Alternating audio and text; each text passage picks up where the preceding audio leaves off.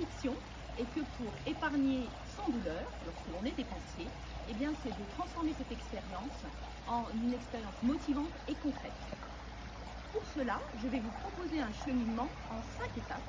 Je l'ai appelé le pas à pas de l'épargne pour les dépensiers.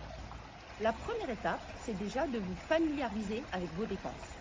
Je constate que les personnes qui ont des difficultés à épargner, souvent ne connaissent pas leurs dépenses.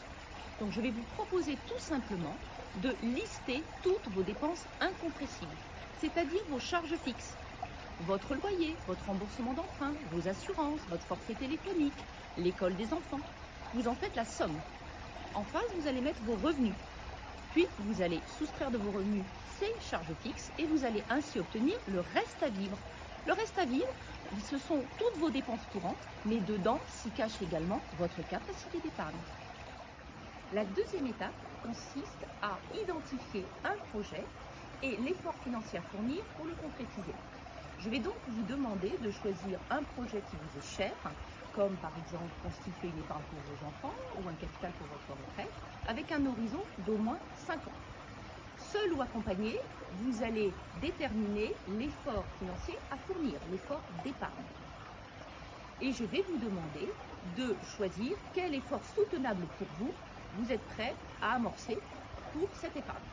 Comme par exemple, je veux préparer 1 000 € pour ma retraite, je sais qu'il faut 300 € par mois, et bien je décide d'épargner pour démarrer 100 €. Enfin, je vais vous demander de nommer cet effort d'épargne. J'épargne 100 € pour ma retraite. La troisième étape va consister à être honnête avec vous-même et à déterminer le pourcentage que représente l'effort que vous êtes prêt à fournir par rapport à l'effort requis pour atteindre votre objectif. Par exemple, je décide d'épargner 100 € et je note que cela représente 30% de mon objectif. Quatrième étape, fixez-vous des repères de dépenses, car je n'ai pas oublié que vous êtes dépensier ou dépensière. Et ramenez votre effort d'épargne à un équivalent de dépenses auquel vous êtes prêt ou prête à renoncer. Par exemple, je décide d'économiser 100 € par mois et je renonce à 2 apéros le jeudi soir avec mes copines par mois. Cinquième étape, très importante, effectuer un bilan à 6 mois. Vous êtes dans une construction, dans un pas à pas de l'épargne.